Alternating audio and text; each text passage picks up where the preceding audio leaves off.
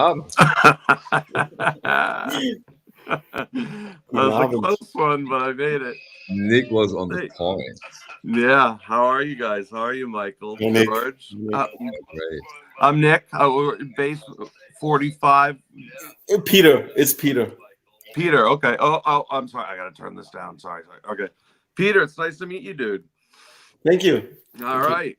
So let's. Oh yeah, we just made it on time. We just made it on point. Yeah. I literally came in at 10 seconds. I thought this thing going down. We are here for nothing set. less but the stream of the year, Yes. 2023 in vinyl. And I think nobody can complain that we are doing it too early, right? No. No. This is good. You never know what's going to happen, but come on, it's. Do you expect any record before the end of the year?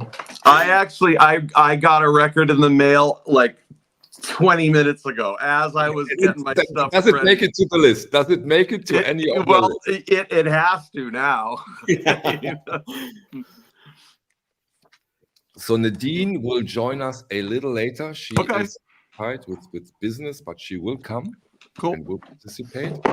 And yeah, stream of the year 2023 in vinyl. We will go through our record of the year, box set of the year, bullshit of the year, reissue of the year, blah blah blah.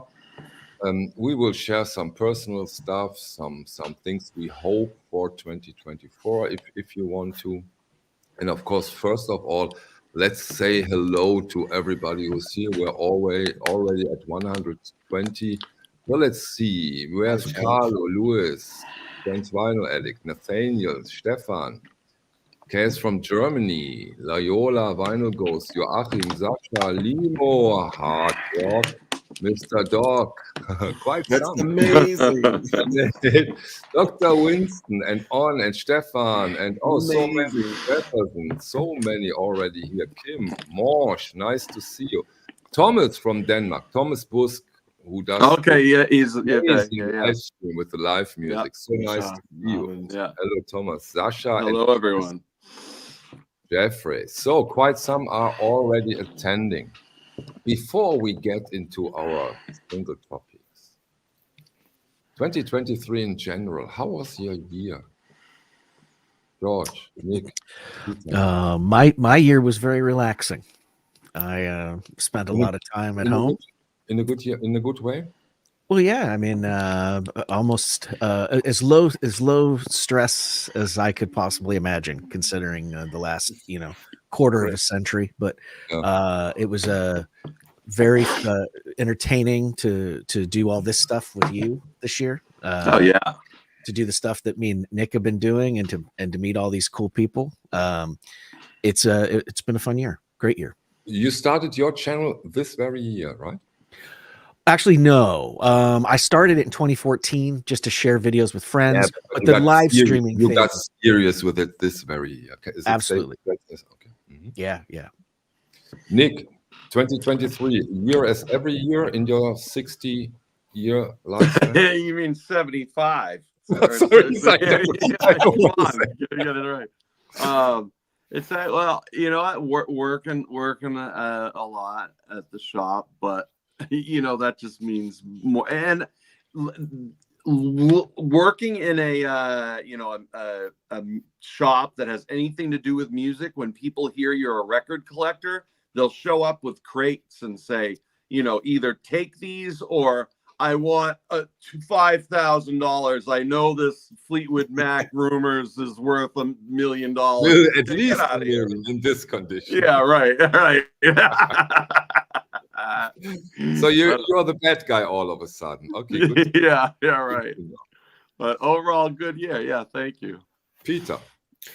Well, quite evolving with the YouTube thing, with the record store. So it was like the third year when I opened my store. So it gained a lot of momentum this year. Yeah, it helped. For those of you who are not that familiar with Peter, he has been here for quite some videos now. Maybe a little introduction. Peter is one of those guys who paved the road for the German vinyl community and we do streams in German every Monday now on his channel, and we have over 400 views on those live streams. Wow. Yeah, it's so lovely, and Nick, George, so easy for me to speak in German. You cannot imagine. German is such an easy language. That is so strange to listen to you in German when we get to know you all the time in English. All right. Okay, bonsoir, Stunty, Dreamscape. Hello, Hey, nice. Stunty. Okay. Now let's get serious, gentlemen. We have serious topics here, right? It's not a fun stream of the year. It's a serious stream of the year. Serious stream, because we talk about highlights. And if you have it, maybe you even don't have it. So that's, of course, totally okay, too. Who of you has a box set of the year? Because I have one. I got one. I do. And I think George and I are probably on the same page with this one. This is this a box set? Okay. This is the four disc Melancholy and the Infinite Sadness. And this, my God, I mean, this sounds so good. I mean, the entire thing, it was pressed. It says made in Germany, so I assume it was done at Palace. Okay, it has to sound amazing, of course. Oh, Exactly. yeah. Exactly. And it's now fantastic.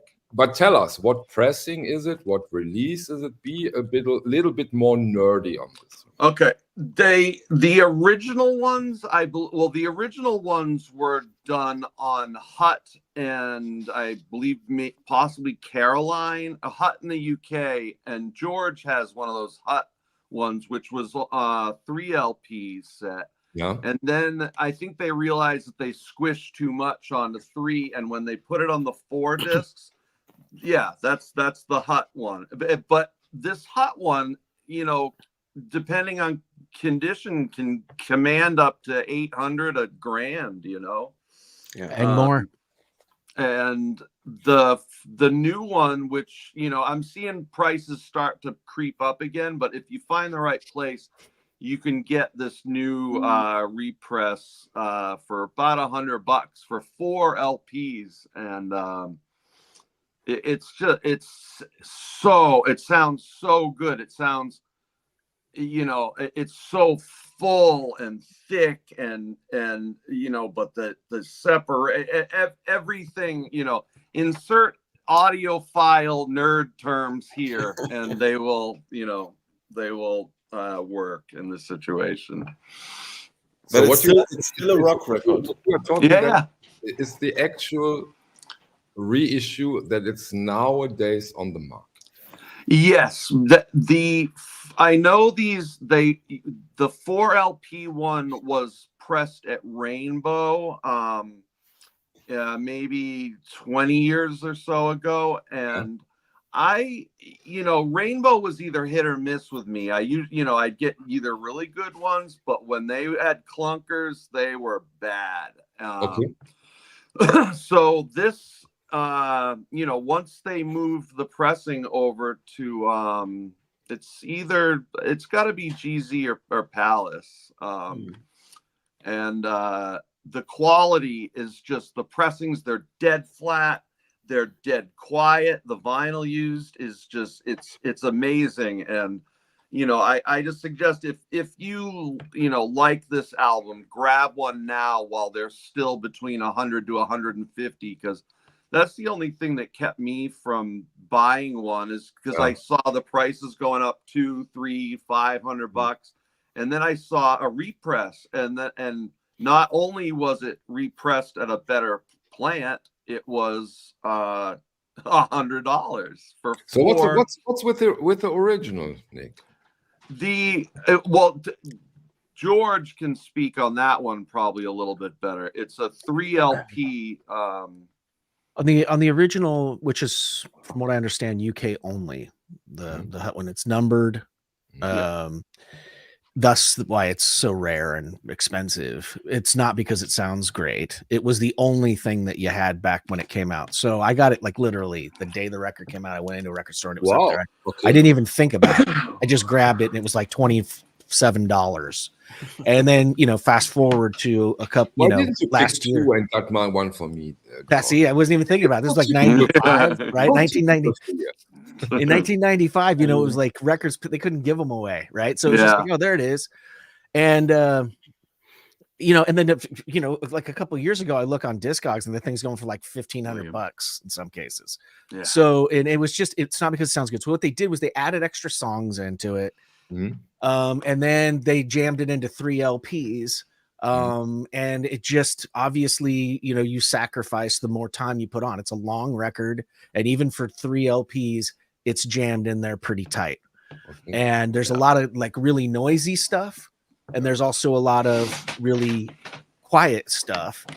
And because of the way that the, you know, if you want the running order to be in a particular way, which they clearly did, because it's like a concept record, you end up putting things in less than desirable spots, be it on the outside or the inside of the record. So you just ended up with some, and this is really getting into the weeds technically. It's like you end up with some really bad mismatches between what type of song it is and where it's located on it. Right? That's the idea. Yeah. So there was that, you know. And I can tell you this: there's no doubt in my mind that the new box is infinitely better than the original. In terms Is it of still available? Like, is it good available, Nick? Or John? Yeah. I saw somebody with them for like $98 US.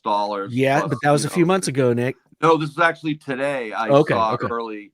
There's still a few I think this is a solid recommendation. You need to jump on it right away though, because I think because this stream is going to ruin it. Everybody thought they were. Everybody thought that they had run out. Everybody thought that it had sold out. Already. And all of a sudden, all of a sudden they came back into play where everybody thought they'd maybe sold out and didn't know if there was going to be a repress. You know, that kind of happened with Siamese Dream. That got know. They put it out and then it went away real quick. And then everybody's like, where is it? And then it started shooting up again. I still haven't seen the same Siamese Dream come out, but I haven't really been looking for it, obviously. But again, all the Smashing Pumpkins redos are really, really good. If you're a Smashing Pumpkins fan, it would be a no-brainer to invest in those. Who is not a Smashing Pumpkins fan? I mean, those guys are amazing. Yeah, especially if you know, grew up like in the 90s, like that. They were such an impactful band in the 90s, you know, like them or not. In the 90s, like George Gordon? Because he seems to be a Smashing Pumpkins fan. Well, George is an interesting creature. He is.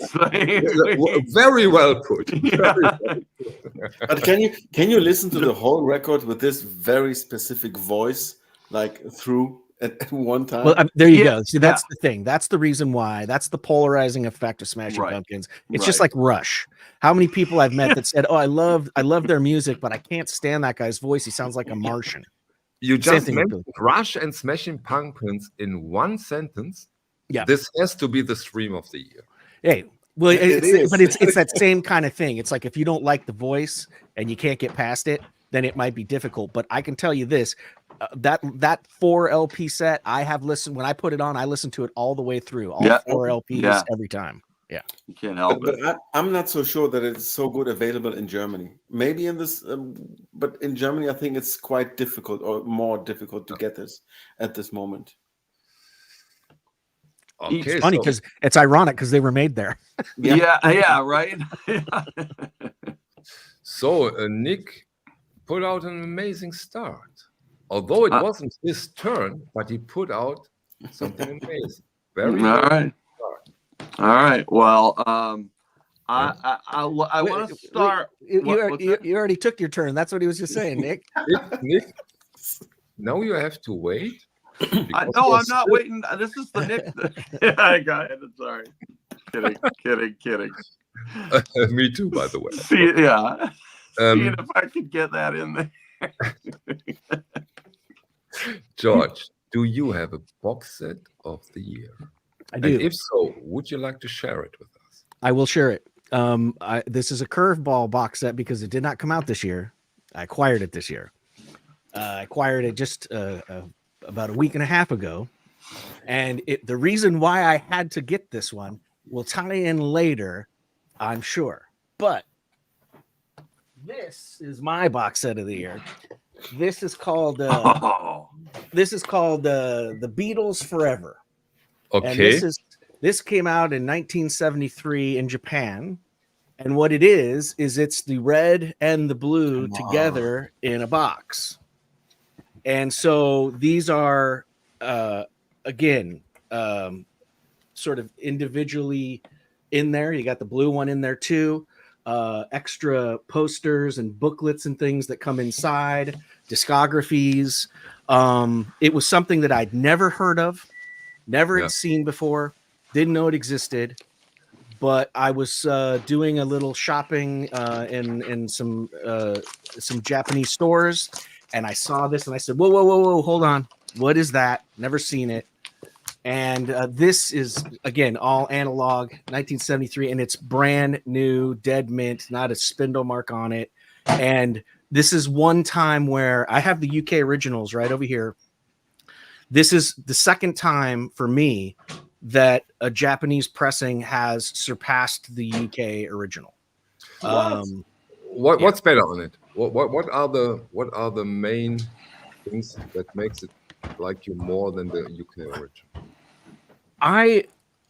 It sounds fuller and more forward. You know, when I listen to the Beatles, I'm not listening to, like back and forth nuance. The Beatles had a way of producing songs that came right at you. You could hear everything, but it wasn't like it was nuance. It was really just, here is the song and it's coming at you, and it was coming out of your car's dashboard, just aiming right at your face. And it was exciting. And this has that feeling. And I don't normally like to listen to the first side of this red one because it's the same old mop top standards, love me do, and I want to hold your hand, and she loves you. I've heard those a million times. I don't, but you know what? I put this thing on, and I literally went through all 4 LPs from beginning to end, and it was like listening to something for the first time in a way. But George, maybe it's an age thing, and in your older age, you like the soften, the easy, the nice things a little. This was more aggressive than the HTM, and by the way, I just wanted to check. I can still scrap with the best of them. But if somebody was talking about the HTM cuts, yes, it is better than the HTM cuts by far. For me, it's the second time ever. And the time before this was that From Liverpool box set, which is that 8-disc mail order box set. And HTM, Harry T. Moss, cut the UK version, but I also have the Japanese box, and it's just one of the few times it was just superior than the UK original. So, and it's not like I needed that, but considering some of the things that went down this year, I needed that. I needed to have a Beatle win. So, I was hungry for a Beatle victory, and I found it. So, never seen this in my life before. Never heard of it in my life before. Yeah. And it was like, and it was like a live shopping thing, right? So the guy's got the little camera on his chest, and we're like in the 5th store that he'd been in, and he was just walking by an aisle, and I went, whoa, what was that? What was that? Because it was clearly this thick, and it was red, and I could tell it was Beatles on it.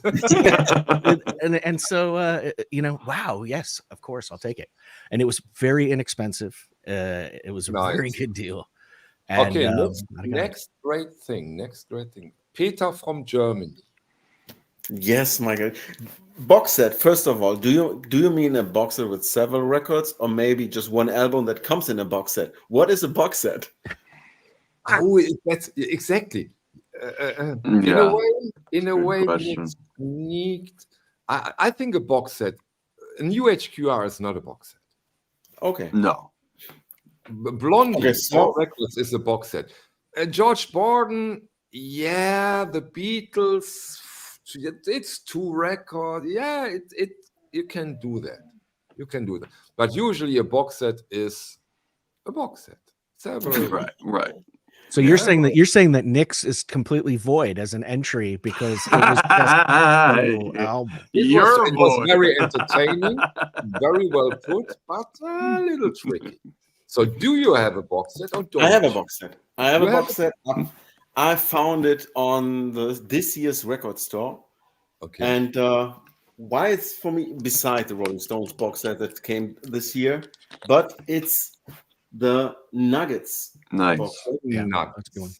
The Nuggets with several records and some posters and all that. Maybe you see it now better. It's beautifully made. And why this is for me the box set of the year, because it's my whole musical taste transmissions in a way, so this gets me to the music that I did not know before, and I get to know it. And it's a bigger compilation, and it's not an audiophile compilation, but I just love the box set. And when you look at the records, it's really beautifully made. Yeah. Who of you knows about the Nuggets? George, Nick. Yeah. They're RSD comps, I think, right? Or they were not. They redo them on RSD, but I think they came out a long time ago, right? Yes. Electra, right? Yeah. But they did a very amazing job on RSD with this box set. So the presence. You are not used to this, but you have a lot of people who say you are right. This is a new. You never thought that people agree with you. I have to go. Okay, I'm coming. It's a new musical experience for me. So I really I was not into these songs or the records, but when you start, you have to start. See, even Manfred Stock says, and Manfred Stock is a very, very critical guy, also from Germany. Be careful with Manfred. He is a sharp listener and a sharp tongue. But when Manfred says it's okay, I'm fine. Yes. Okay, so nice. Okay, box set of the year. Yeah. This was, usually my channel for a year was almost all about box sets. And then I realized I don't go back to those box sets that often. Especially nowadays that I don't have the space anymore where I can put the records outside of the box set, meaning box set, records, box set, records. That was cool, but I don't have that luxury anymore.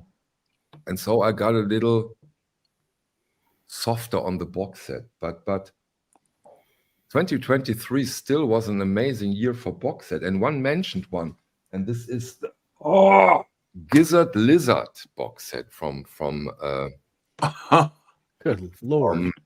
Oh my God. This is unbelievable.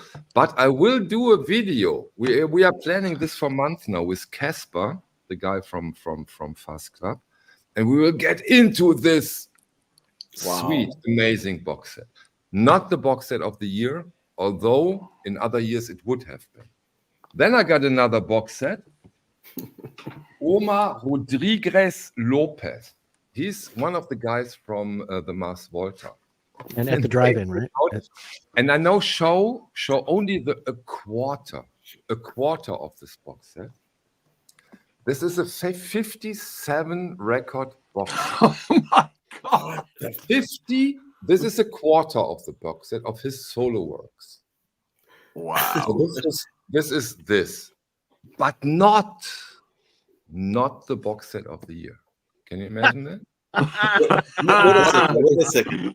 How old is this guy that this is his works? 150? Yeah. I think he's 16. Is he already 60? I was going to say he was only No, in he his is 40s. I think he's only in his 40s, right? Yeah. No, I don't know how old he is, but he's at the drive-in and Mars Volta, I think. Yeah. Exactly. At the drive-in too, George. Yeah. Exactly. So an amazing box set, and that only was a quarter of it. As I said, 57 records. But there is another one. I got that briefly, shortly before Christmas.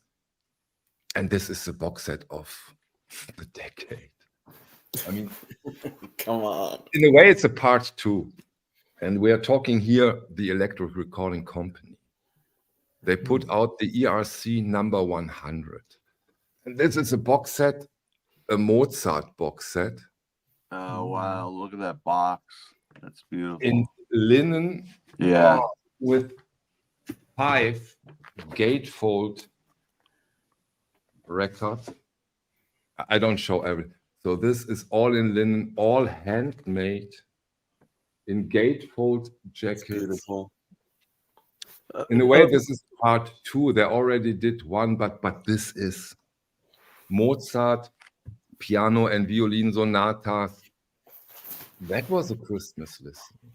Wow. This is my box set of the year. This How old is he? How old is Mozart? Who did he play with? I would say 215, 220. But this is a dream come true on 8 vinyl records. How's it sound? I was about to ask, sound-wise, a dream come true, or just Sound-wise, a dream comes true. Sound-wise, when it comes to the Electric Recording Company and wait a second, and classical releases, always a dream comes true. Yeah. nice? Because when it comes to classical releases and the Electric Recording Company, they are on their turf. That's what they do almost best, and that's wow.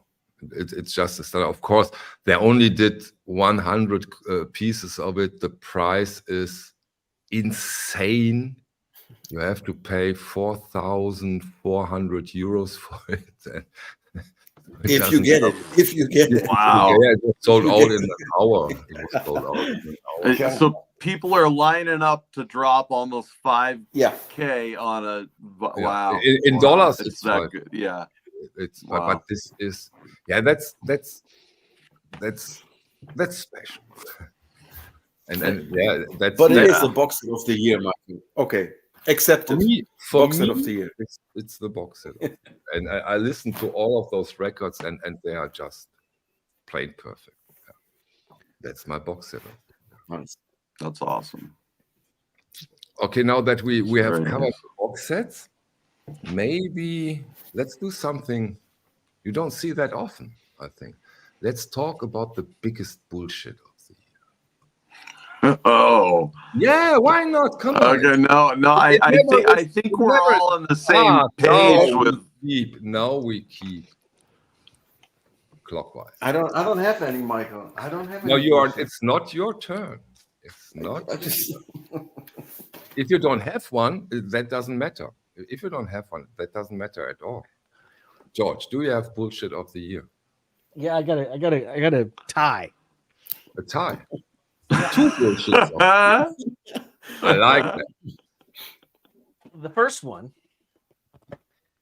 is this. That's what immediately came to mind, and I'm sure all of you. So I think it's clear as to why I had to buy that other one. Yeah. Because I needed the victory after this stinker. I can't think of a purchase that I regret more. George, sorry to interrupt you because Wow. we are on the same page here. It's my bullshit of the year too. This was the most terrible video I have ever done. Going through those records, through those 4 records was so terrible, so boring. I said, okay, what kind of video shall I do now? And then I concentrated on the artificial intelligence part. Yeah. And then I learned from you something very special. I wasn't aware of that. Maybe you say that because that's probably your point too, right? What? That they changed George Harrison guitar playing? Oh yeah, they reamped. Yeah. Yeah. There's on all levels. I don't like it. I'm not gonna do another one again. I'm not gonna do another one of these. Go out and I'm done with it. I'm not. And again, I know I'm old. I'm stuck in my ways. Fair enough. I'm glad to be stuck in the gutter that I am right now instead of across the street in that gutter with new bullshit flowing by. I'll stick with the old bullshit because I'm used to it. Now, do you want to see what it was tied with? And it's not for the reasons that people think. This came out. So many people freaked out about it. I thought that the freak out was kind of bullshit. I realize why people freaked out about this, but I did, with a minor tweak of a knob, play this back on my live stream with the original, and nobody could pick out the difference between them. Now, there are things about this that are troublesome. There are things about it, though, that are somewhat revealing. There are things about it that I think should prove to all of us that every time someone goes into a recording studio or a mastering studio with a tape, be it the original or not, that there are a lot of potentials. There are things that are going to be good about having those old tapes. There are things that are going to be bad. And there's going to be times where an engineer makes a decision that people aren't going to be happy with. But at the end of the day, a lot of energy was spent towards how just people were just up in arms. It's just a record. It's just another record. It's nothing to be, that much, venom spewed about a particular record. So even though I agree with the reasons that people had a problem, I think that some of it was a little bit revealing as to what people really don't know about the process of putting out these reissues. It can be difficult, but it can also be rewarding. But in any case, not all of them are going to just jump right out of the gate and blow our minds. So that's the point, and I said that in several of my videos now, especially when we do this German streams on Peter's channel. When it comes to this Atlantic 75 series, so far the results have been amazing. I'm afraid of the day, and this day will come, when it doesn't work out this amazing and fantastic. And everybody, of course, then will jump on that. Of course. Yeah. It's like Germany when they don't win the world championship. Yeah. When that announcement on the day that it was announced, I remember talking about it with a few people, yourself included, some other YouTubers, and kind of going, "Hey, I think this sounds great. I'm looking forward to seeing some of these records that be treated like this." And some of the ones that I was aiming at were the Phil Collins and the Foreigner and the Bad Company, and people were going, "God, who needs those again?" But what's funny? No, we know. Yeah, there's quite some out there who need those and want those. Yeah, people are raving about them, and I know everybody was going, "Oh, I just want the Genesis. I just want the Yes." They wanted these records that were known for being sort of, but these other ones, there's reasons why those records are common records. There's a reason why, and it's and to be able to have them in that kind of pristine shape, I was looking forward to it. And it's funny that it's all got quiet now. Everybody's happy. Every couple of weeks, somebody brings out the next three and goes, yeah, this is great. Bad Company, Foreigner, yeah, and okay, good. I'm happy about that. But yeah, it's good. Yeah, it's been a very positive. Yeah, but what I have to say about the pretzel logic is that people should try out and play it very loud, and then you see the advantages of the choices they did when they do the new master. There are some things in there that are revealed that were not there on the OG, and I think that, and again, I understand what everybody was saying. It's all true. There was an issue, but that issue is not the end of the world to me. Oh, there will be an announcement quite soon, so be a little patient, Planet of Planet. Nick, bullshit. Excuse me, no, sorry, Peter, bullshit of the year. I don't have any bullshit. Oh, you are so sweet. You are such a come on. Let me explain. You saved me from the bullshit of the year because I had my finger on the Beatles release. I I've waited a couple of days, and then I saw the first videos, and they were like, George Harrison, the reamp, whatever that means. It sounds different than I'm used to. They took the recording. Yeah, they took the original recording of his guitar, sent it back out into the recording studio through a new amplifier, and changed the tone of it, and then remiked it and brought it back in, and What would added George that say into the to mix. this? George, what he said to this? He wouldn't say, "Okay, I'll change my guitar playing, no problem. If you sell records, no problem." Would you say that? What do you think? No. I have a big. I think that's way over the line. I think I think that's completely over the line. But you know what? I totally understand that all of the other arguments. I know a lot of people are happy about it, that people can hear things that they couldn't hear before and all that kind of stuff. The only question that I have to ask myself is, was I supposed to hear that tambourine, so loud compared to, the guitar, or was that acoustic guitar supposed to be completely in my face and the other guitar way over there across the room? Again, it doesn't matter. It's all horses for courses, as they like to say. But the thing is, and Michael said it on his video or in some stream, that this box set, these records, from 10 years from now, this will be the records that are sitting in the record store that young people that are getting into the Beatles are going to buy, not the old original stuff. And now this is the canon of the Beatles. Yeah, that's my biggest problem with all of this.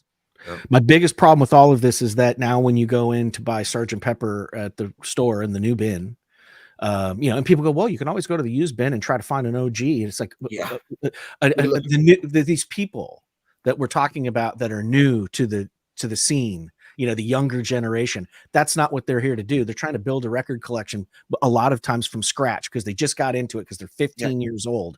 And so they go in and they look in the new section. And, hey, look at all these Beatle records. And they pull out Sgt. Pepper. They pull out Abbey Road. And the cover looks exactly the same as the ones that the parents had, but it's completely different material inside, as far as I'm concerned. And I think that's again, I've said it so many times that I'm actually even sick of hearing myself say it, but it's like, I think that's the danger, is that it's replacing the original stuff. Right. And it puts music that was recorded in the early to mid 60s in this modern framework.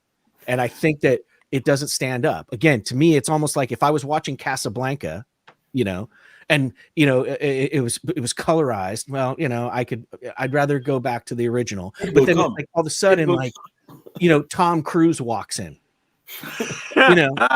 and now he's in the movie, and I'm going, what? No.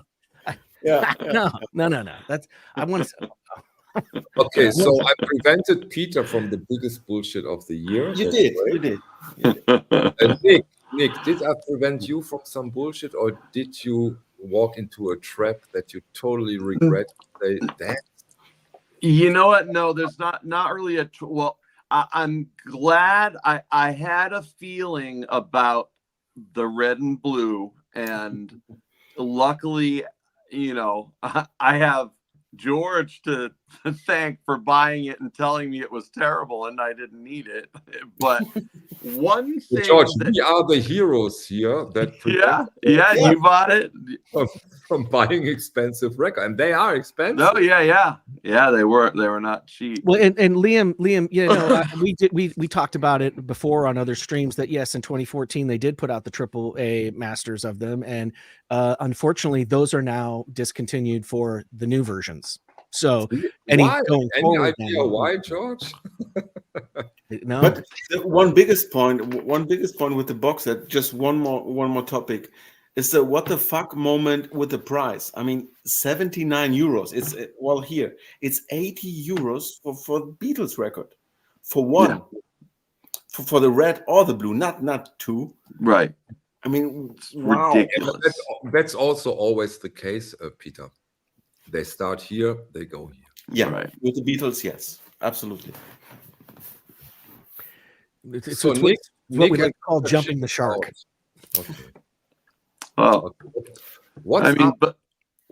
Nick, go. Besides the Beatles thing, one thing that really kind of it made me cringe a little, and I still don't like it, even though I now when it comes to the band Bad Brains, I am a completist. You know, they're one of the few bands that I have their entire catalog, and it took 20-25 years to put together.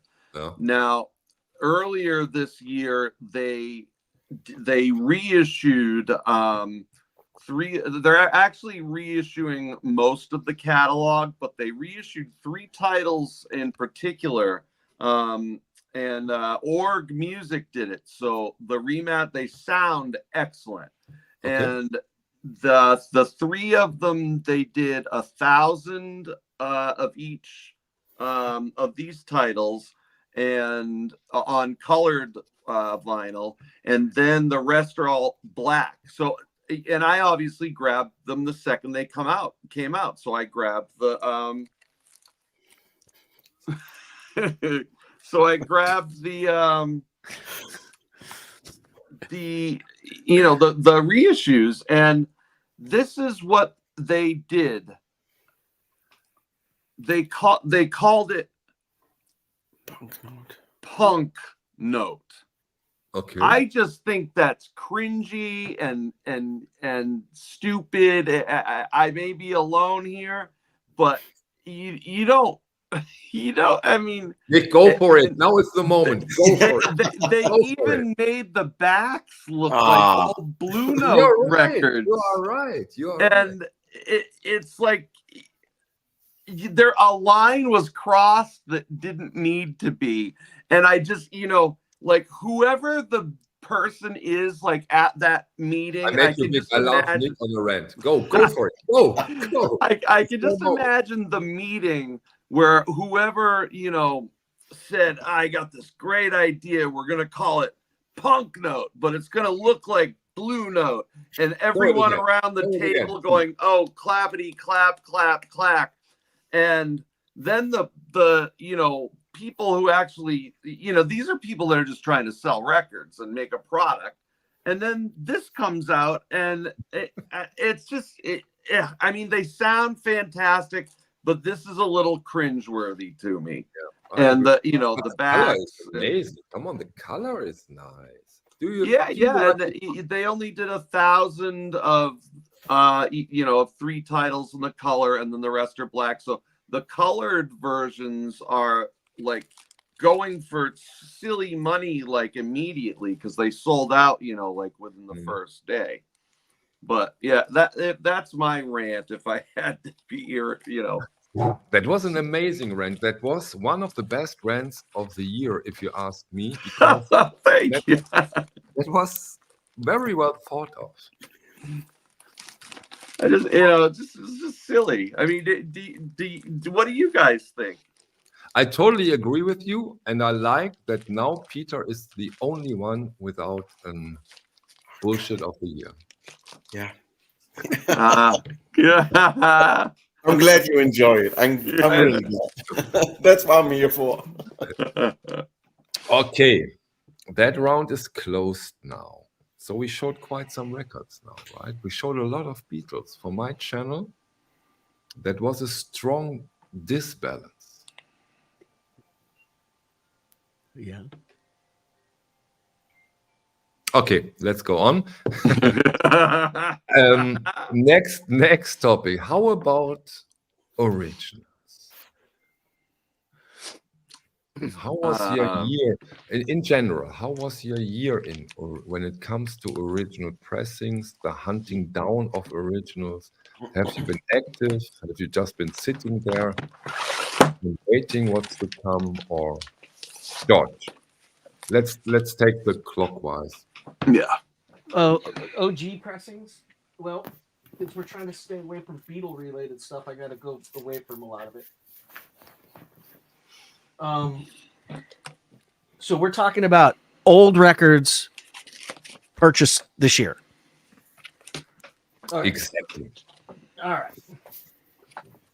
A couple that I grabbed that I'll just go through them real quick. This one I got simply because I wanted to have it as a not because I think the record's any good, but because just sort of the historical factor of it, which is Lord Such with Jimmy Page, John Bonham, Jeff Beck, Noel Redding, and Nicky Hopkins. That sounds like a pretty good lineup to me, and I'll listen to those cats play music together anytime.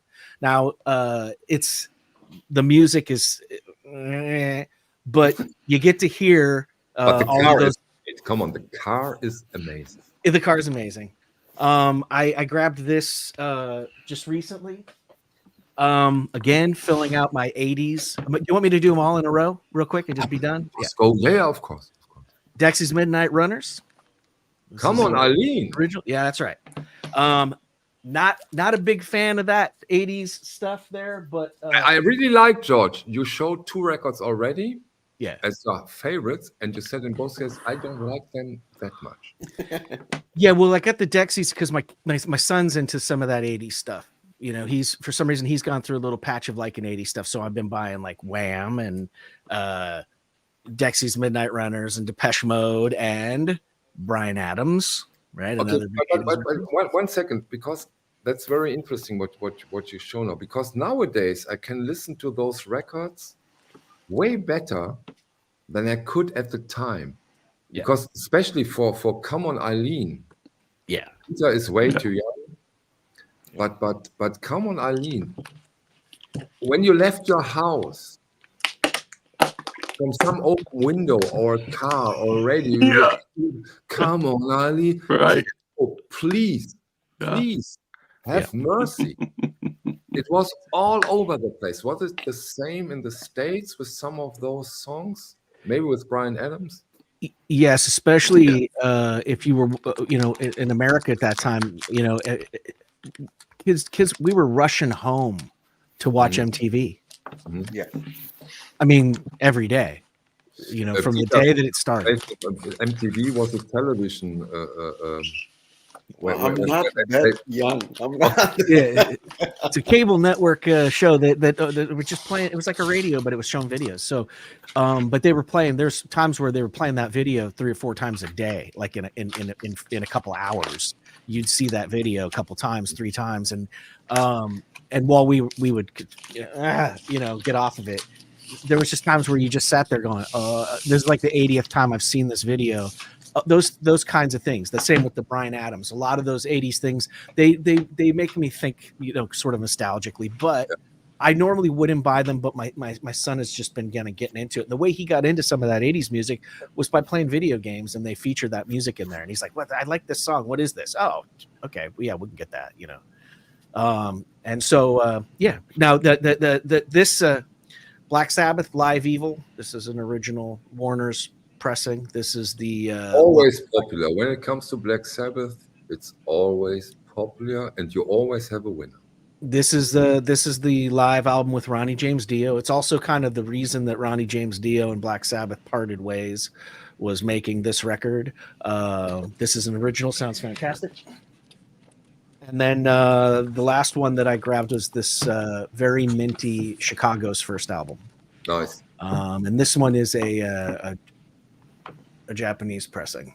Again, a Japanese one. So yeah, you're going down the Japanese road now, George. Quite interesting to see.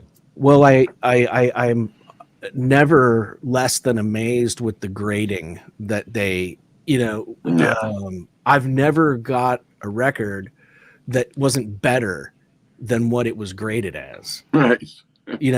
Like when they're saying, VG plus, and it's brand new. It doesn't even look like it's ever been played. So the grading is super duper in the good direction compared to, you get on Discogs these days and a VG plus looks like somebody frisbeed it down the street, and threw it against a tree or something before they put it in the package. But those are sort of the ones that I've been enjoying. They're all fresh, brand new sounding, and they all have a I was surprised at how well the Dexy's Midnight Runners was recorded. It's actually, the production on there is really good. Yeah, it is. It was an eye opener because I wasn't contemplating it, getting it for that purpose. So, but of course that first Chicago album is just great. Terry Kath, just great playing. So those are my OGs. Peter, as you have a record store where you sell originals, right? Yes, but I was never. And 2023 marks the year I got into OGs. Through the OBC, I never cared about original or first presses or anything. I was just about the music. But then I discovered the quality and the sound of some or the most first presses. So even on a good or more on a good stereo. And so I got and now I only want first presses. Especially like, Top, Nice. which I got from Den Bosch.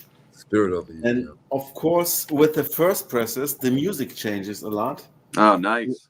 2 years ago, I would have never bought this record, but now I love it.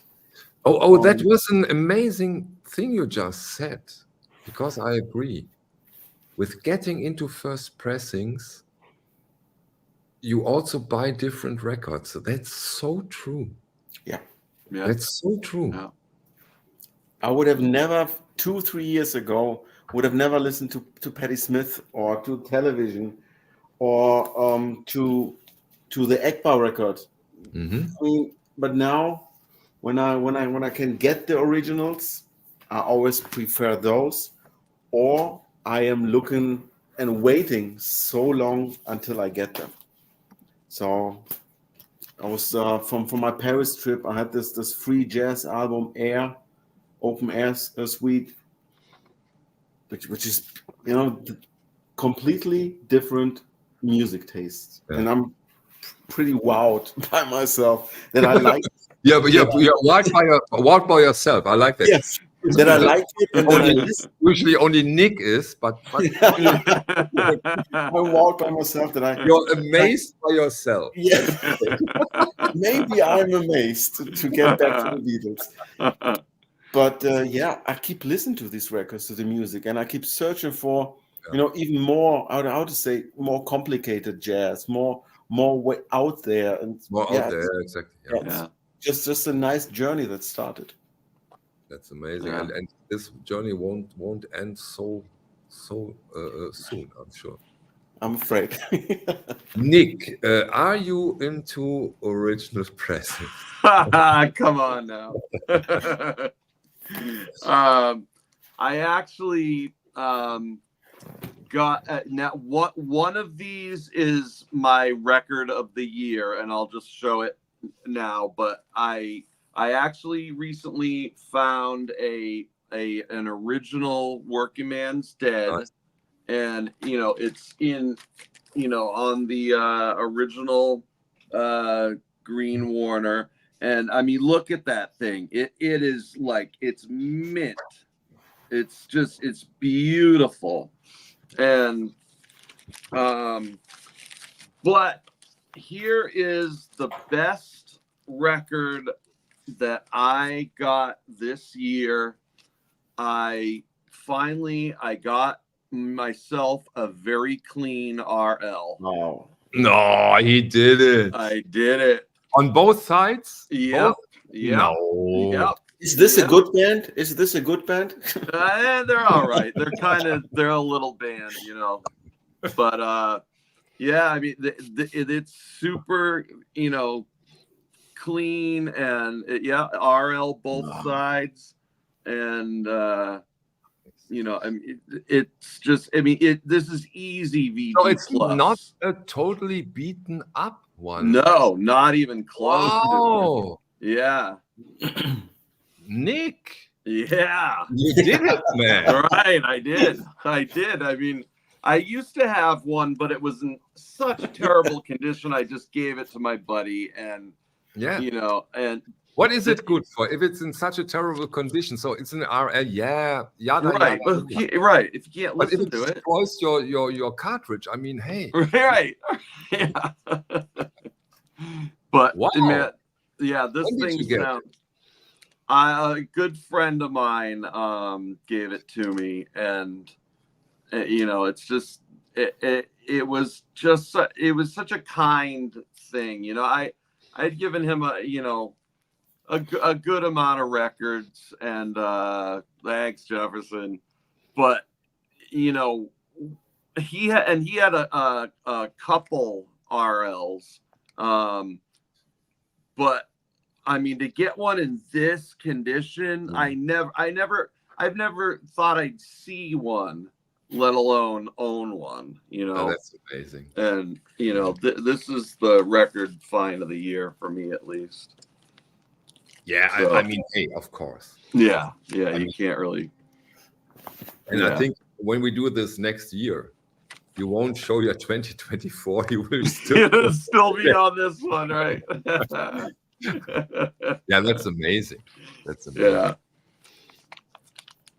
Okay, yeah. I did a video about them, so I'll just go very quick through them. And yeah, finally found my balls. That was a hunt, really tough hunt. Together with this. Finally found your balls. What? This was I difficult to get, yes. really difficult. But yeah, but we're on a quite similar page here, Nick.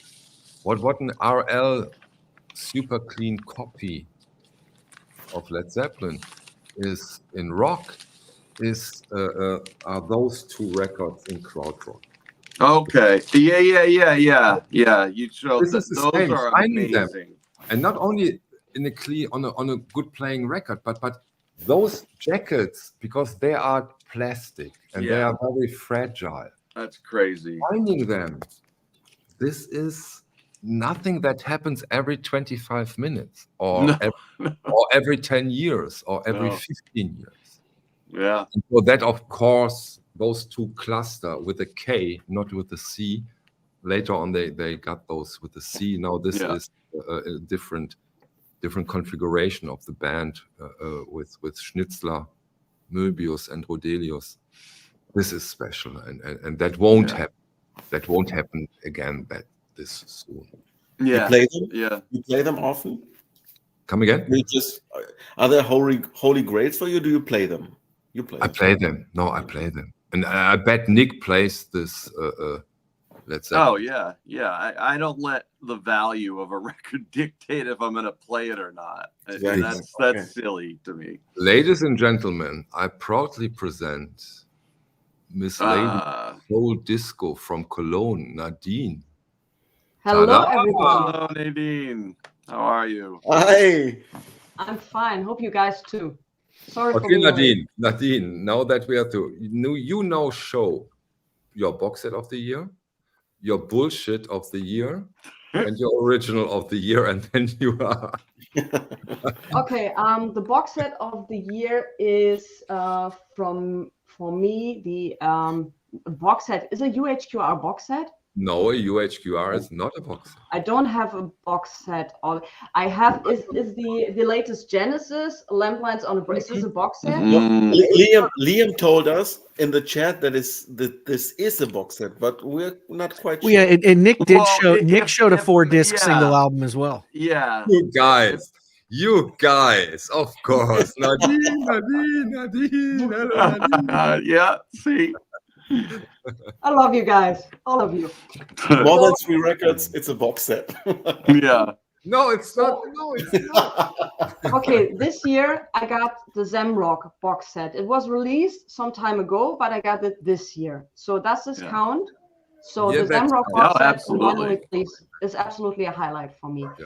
The Gospel box set, well, from Vinyl Me Please is not my first choice. No. It's not my first choice, but the Zemrock box set was my first choice. My biggest disappointment, Sasha, Vinyl Ghost, my biggest disappointment was from Vinyl Me Please, Sly and the Family Stone. Yes, I agree. I have it somewhere up here in the back. I was so excited when they announced this because the color variant and all of this, and from the auto releases Vinyl Me Please did in the past, I was having high expectations.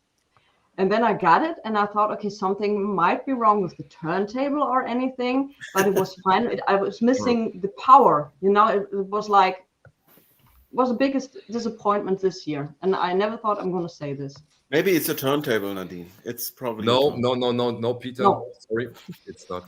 It's not. This is really such a disappointment. Such a And when I listened to this, I was a little bit insecure because I don't know the original. And I called Nadine. I said, Nadine, is the original a terrible sounding record?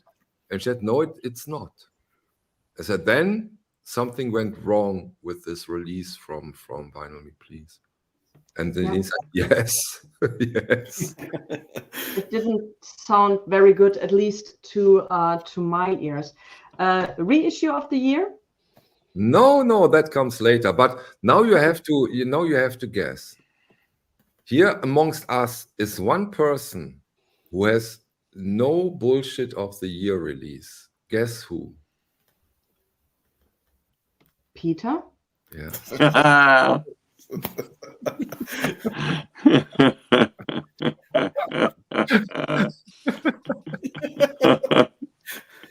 Good guess. George, come on, George, save me here. Come on, do something about it.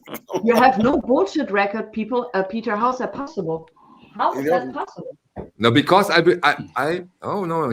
made a good point. He said, because I kept him from it, because I told him it's terrible. And that, the bullshit of the year, same as George Borden, was this one. Oh, yeah, I see. Yeah. Okay, now you're up to date. Yes, I am. And now we go for... Oh, no, you're not. Originals of the year. I have many. I know.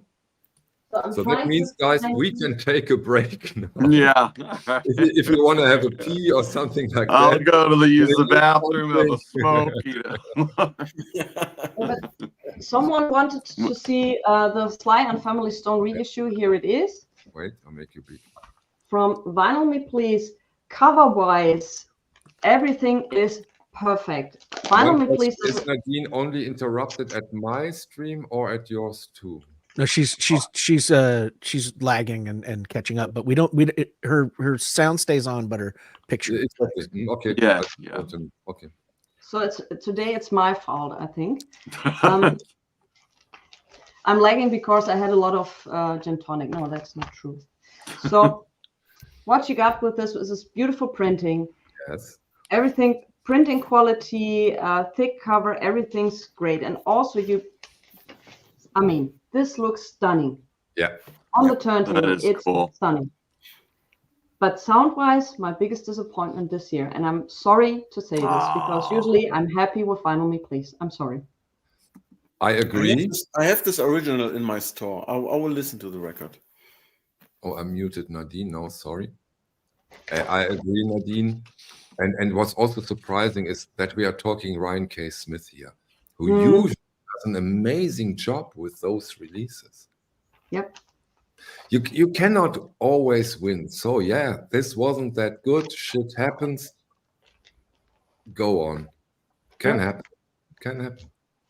I wonder what his source material was. I think all analog, right? Yeah, I think so too.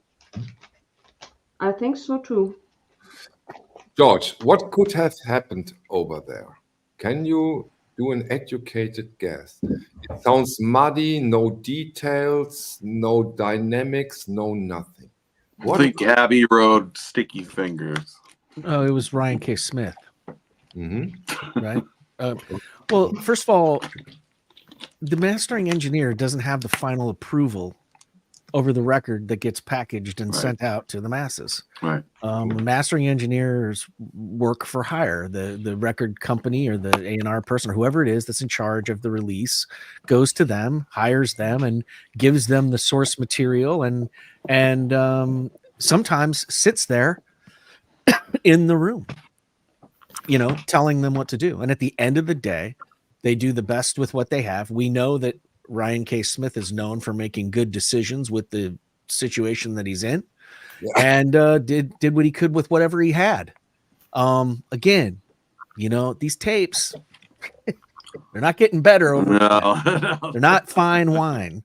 And That's good. you know, and so there's it's not the mastering engineer. It's a bunch of different Obviously things. not. A lot of moving parts.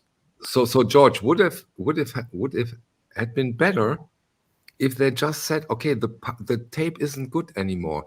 Let's look for another source. Maybe we find a better source, or probably we find a better source. Yeah, the question, you know, it is not unheard of for somebody sitting in an office somewhere to just pull this, send it, want it by December. But this isn't that's the one we got. Go. But because, you know, sometimes tracking down tapes, especially, you know, it wasn't like in 1971 or 72 that everybody was thinking about, you know, in 2023 we're going to need this stuff in perfect condition because we're going to be repressing it again. It wasn't thought of that way, you know, and I'm not saying that it was all sloppily done, but there was a lot of instances where masters got misplaced, masters got thrown away, masters got on fire, masters got stolen, you know, just so many things. So many things. Stolen master, but we don't get into that, right? Some artists actually had to steal their own masters, Yeah. hide them from the record label Sure. because they were trying to do things with them that they didn't want them to do. Tom Petty, wink, wink. That's what Tom Wink. Well, you know, Tom. There's the story that Tom Petty had to hide his masters. He put the wrong labels on them at the recording studio, so the record company couldn't get their hands on them. Nice. So, you know, I think there's a lot of things at play. And I think that at the end of the day, you know, here's the thing. We all have a lot of records and we all buy a lot of records. Mm-hmm. And I mean, even if you go to the supermarket and you handle them avocados yourself and you buy 5 of them, you get them home, one might be bad. And you don't know it until you get it home and you try it out. And it's the, you know, and I'm not trying to, I know some people, this is a lot of money to some people, but it's the same kind of a thing. The more of these you acquire, the more duds you're going to have in your, you know, in your collection. Yeah. And it's like on this level, we're buying records right now at an unreasonable pace. I think for yeah, unreasonable pace. Yeah, that's good. I like that thought never occurred to me, by the way. We know what's behind that Christmas tree, Michael. Yeah, it's a bunch of new shelves. Oh, an almost empty shelf. Almost, not for long. Oh, poor little Mike. He has an empty shelf. Okay. As we are here, what we are doing here now is something like the Oscars, right? And I think now we are up for a big one. I hope Peter has one, but I'm quite sure he has. In this category, he might has one. And now let's talk about our records of the year. Yeah. Record of 2023. George. Record or records? Record. Michael, does it need to be records which were released in 2023 or records we got in 2023? It should be released in 2023, but for Cologne, of course, we will make it. Come on. No, but the question is, nice originals. Is the original release date 2023, or it was even like re-released in 2023? Yeah, I know you guys are complicated. Usually, it has to be a release from 2023. Okay. In other words, it's called new music. If not, hey, we are not the former Soviet Union, so choose. Mine's easy. This is the only one that I bought that came out in 2023. Metallica. Metallica. It's the only, yeah. Okay. Well, it's not. It's just the only one in 2023 that came out in 2023 that I bought. But you like it, or don't you like it, or Give The us first- a little more flesh here, George, please. I think the first time that I heard it, I threw up in my mouth a little bit. Okay. And And then, now it's your record of the year. Come on. but then, like Nadine, I had a couple of gin and tonics and listened to it with better ears that were somewhat slowed down to the process with a libation, and it's seeped in after a couple listens, and I consider it to be a decent Metallica album. It's not, again, it's like, how many times do we say this? It's not their best, it's not their worst by a long shot. It's somewhere in the middle of the pack. There's there's Metallica. It almost starts to sound like they're doing things that they've already done in order to indicate to their fan base that they haven't lost it. Right. Like, if that makes sense, like Yeah. if you were known for doing a certain thing and you stopped it for 20 years and people were going, wow, when are you going to get back to the good old stuff? Okay. So then they start referencing themselves. That's when, a band's been around for a while and are possibly sort of ramping down. They're referencing their own material in order to please as many people as possible. Sorry, George, I have to interrupt you because I want to confront you with a comment. Please. With two comments in a way. Uh-huh. First off, I told you about Manfred Stock. There you go. And now I want to confront you with something that happens for the very, very, very first time. Because two persons are in agreement that are usually not. Oh, yeah. Yeah, I agree with both of them. I again, like I said, By the way, just to remember all of you, we are talking about George Borden's record of the year. Yeah. And it's not my record of the year. It's the only record of the year that I bought.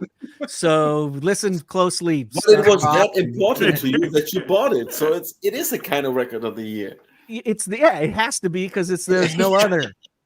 But to be honest with you, and again, this will just make as many people as upset. The one that came out this year that I actually enjoyed the most and really liked was this Hotel California. Oh yeah, I liked it a lot. That is excellent. I've heard the album 5 bazillion times. I thought they did a decent job, and yes, Stunty, I did buy the. Oh, you're right, I did buy the Rolling Stones. The Rolling Stones. Okay, so all right, I guess you're right. I forgot about that. I didn't count that. So then it cannot be that good if you forgot about it. To be honest with you, I didn't even remember the Rolling Stones record. That's how quickly it kind of came and went. But but I'll be honest with you. As much as I like the Rolling Stones record, and I didn't hate it.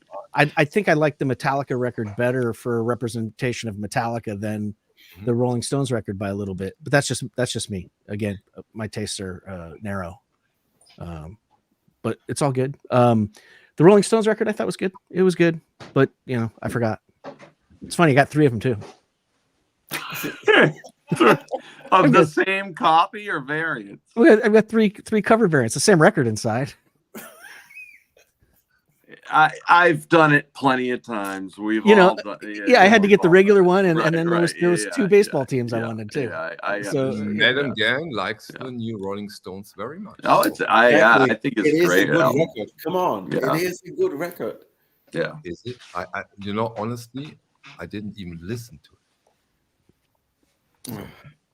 I think you'd like it. It's worth a listen if you like the Stones. If you don't like the Stones, if the Stones are a big band for you. Stones Exactly. Thank you, George. Sticky Fingers.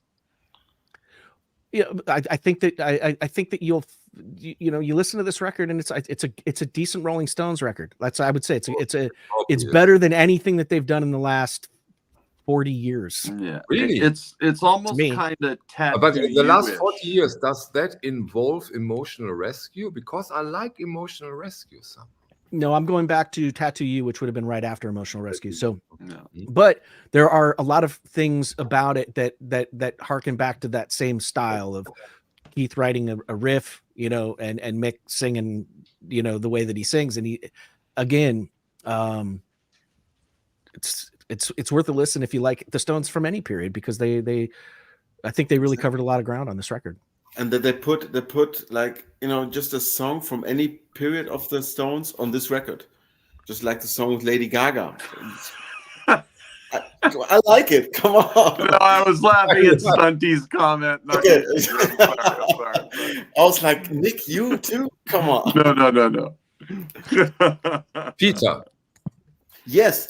Again, I'm amazed by myself this year. Again, You're amazed by yourself. That's again, a total change of genres. My record of the year is Roger Eno's. okay. The skies, they shift like chords. I fell in love with this album so quickly. Wow. And I keep listening to this. I keep listening to this, and I just can't get enough. And it's a complete genre, novelty for me. Mm-hmm. So I didn't have Roger Eno was, you heard the name Eno in a way somewhere. Are you aware that this is Brian Eno's brother? Yes. But Roger Eno, you know the names, but I'm not listening to them. But then again, this record came, wow, and it hit me, and I was But usually you're not so much into ambient, right? Or modern classical. But this 2023 changed everything for me. Okay, cool. Nick, do you have 2023 record of the year? I sure do. And I showed these maybe, I don't know, 4 or 5 months ago when we did one of these, but no, that doesn't matter. We are all in an age where 5 months ago we don't remember at all. Yeah, right. So I might have shown these, but it's 2 records. Well, actually 3, but the Morphine record. I remember those. My God, these are just so good. I mean, the pressing, the sound, the packaging, Light in the Attic did these so right. And and I'd been waiting, since the CD came out, in the 90s for Like Swimming. I wanted this, and then to get, and this The Night was released posthumously after their singer guitar player Mark Sandman unfortunately passed away. But man, they just sound so good. And this one's at 33, and this is actually 2 LPs at 45. Nice. And the sound quality, when I first put it on, it sounded so much bigger and more amazing than I ever remembered. And okay, my system's probably I know it's much better than it was when the albums came out in the 90s, but the hands down the Morphine records, easy for me. Easy choice. Best of the year for me. Yeah, love them. Nadine, your choice. This is for me always the most difficult part, because I hardly buy music from newer artists. Let me put it that way. I've got Durand Jones and the Indications, Private Space. This is from 2021, but it's close to 2023. And I got it a couple of weeks ago. They do great soul kind of lounge music. I love this very, very much. And also what came out this year is a compilation of songs which were before only available on some singles. And the Spanish label Soul for Real made an album out of these, and it's just stunningly beautiful. And to answer Liam's question about the Lamb, I love it. I love the packaging. I love the records. Stunningly beautiful. Or to say it in Michael words, amazing. Well done, Chip. Not Michael words. amazing. I should make a list in each stream how often you say the word stunning or amazing or gorgeous. What about gorgeous? Okay, you got it. No, I think stunning wins. Stunning wins. Of course, stunning wins. Stunning wins. Absolutely. Okay, it was a nice evening. Yeah, and screw all you guys. I'll see you later.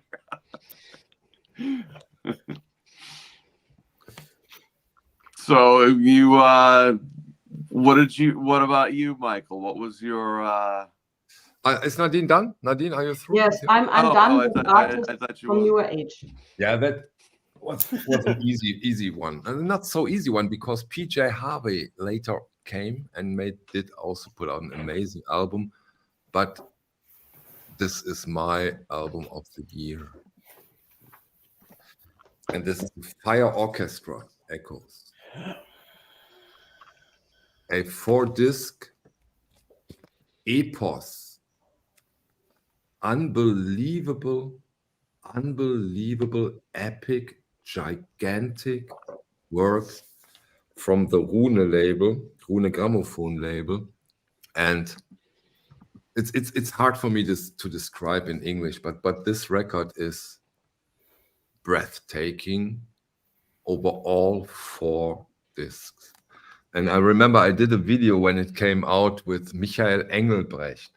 Michael Engelbrecht is here in Germany, the German music journalist on the radio since decades. And he also put out some questions for Gustafsson. He answered them in the video. And he wanted to be the radio voice. Maybe some of you saw the video where you only could hear Michael Engelbrecht's voice and Gustafsson's voice.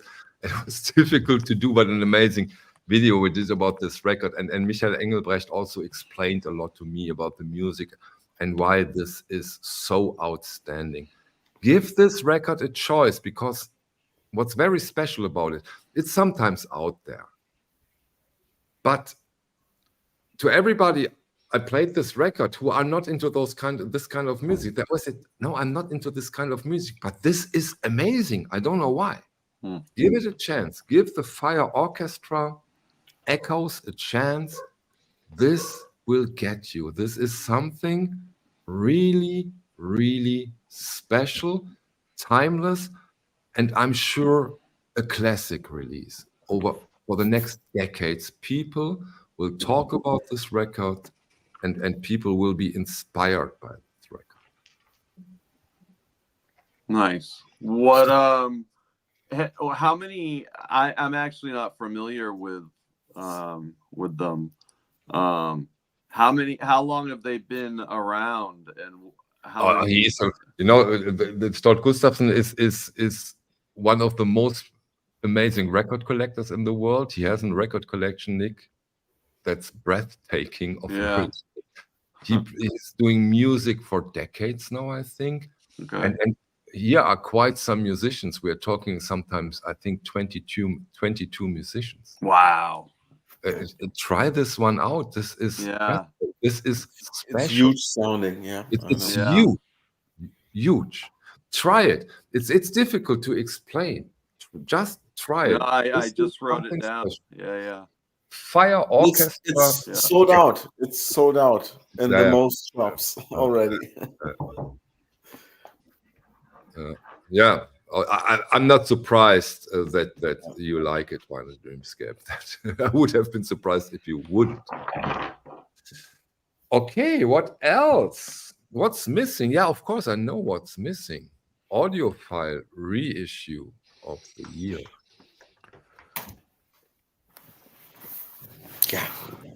I remember one of the most amazing videos in the vinyl community this year was George Borden's take on the Love Supreme John Coltrane UHQR.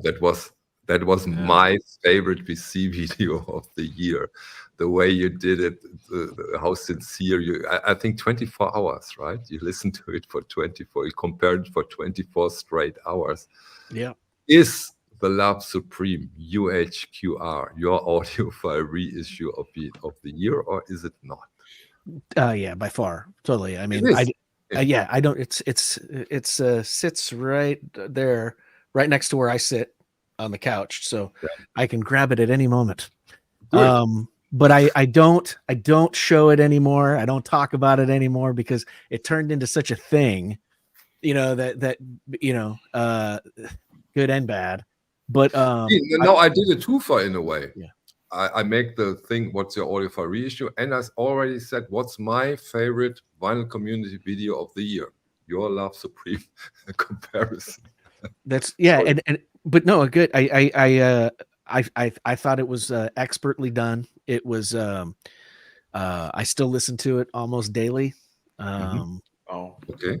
Wow. And it's kind of it's a personal record, and maybe possibly my favorite record of all time.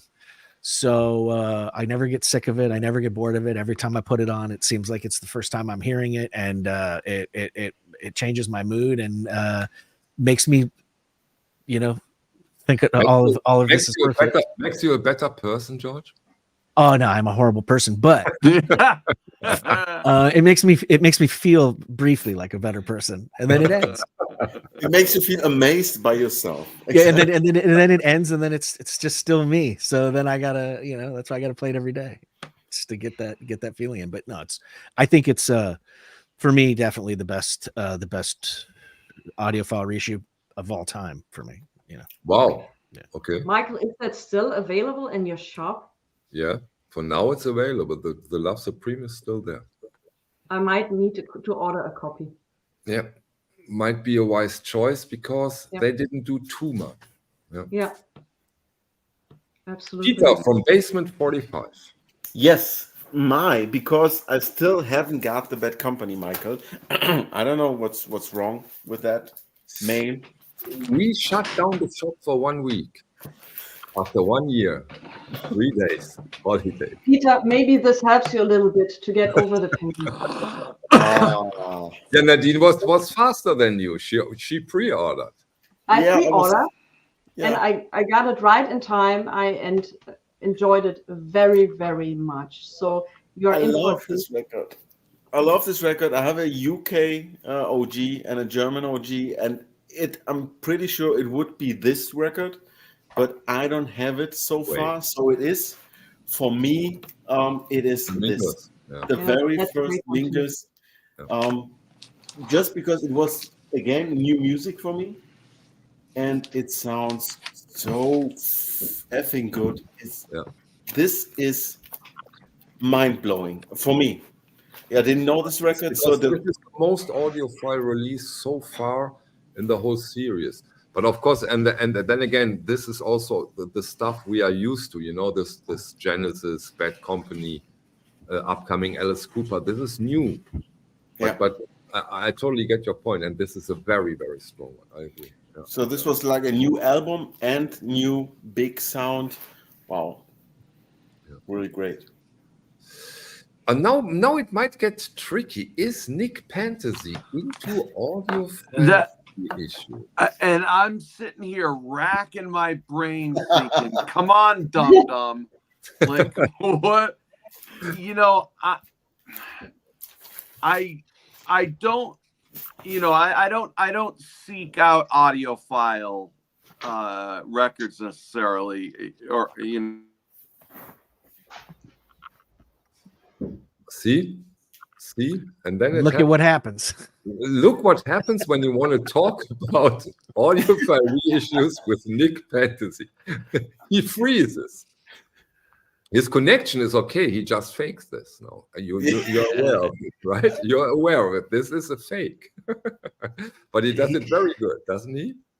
He hit the panic button. Until he does it exactly like I'm doing my Teams meetings at work. Oh, there you are. Hey. Oh, Nick. Okay, yeah, no, you're right. We agree with you, Nick. We agree with you. We see you. Oh, Liam, it's not 3 or 4 instruments on this record. Come on. No, that's not true, Liam.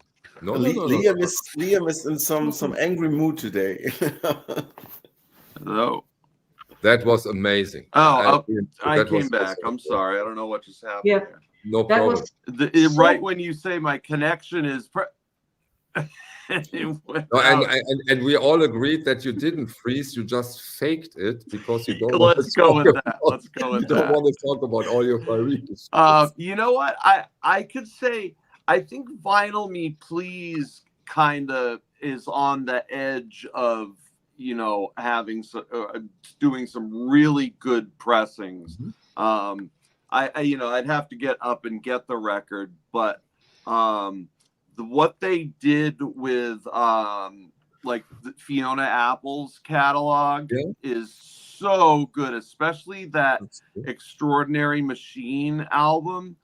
But that was 2022, Nick, but who cares? Right. Yeah. I mean, but I'm trying. I mean, I can give you a completely the anti-audiophile record of the year. Yeah, why not? Is so there was this hardcore punk band from Boston in the early 80s called SSD Control, otherwise just known as SSD. Wait, I meant to show it again because I think not many have seen that one. Nice.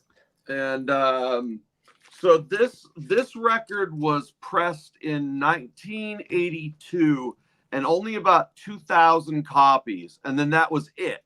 So if you were to buy an original now, they're like $2,000, if not more, for a clean copy. So it's about time this got a reissue, but they did it really, really well. I mean, look at, besides not being a good inner sleeve, the inner sleeve though, look what they made it look really nice. It's just not polylined. A little polyline wouldn't have mattered. Thank you. Yeah, probably wouldn't have, but they gave all the stuff, and this is I think 1,000 or 1,500 of these were pressed.